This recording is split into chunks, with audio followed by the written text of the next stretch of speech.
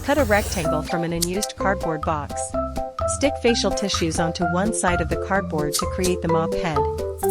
Cut a straw into 2 pieces and glue them to the back of the cardboard. Cut a disposable chopstick in half and insert 1/2 into each straw. Use hot glue to secure another chopstick to the inserted chopstick halves, creating the mop handle. Now you have a movable mini mop. Next, take a disposable paper cup and cut off the rim. Poke 2 holes in the cup and insert the cut rim.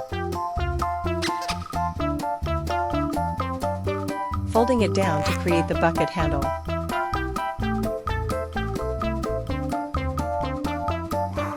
Stick the word water or any other decoration you like onto the cup.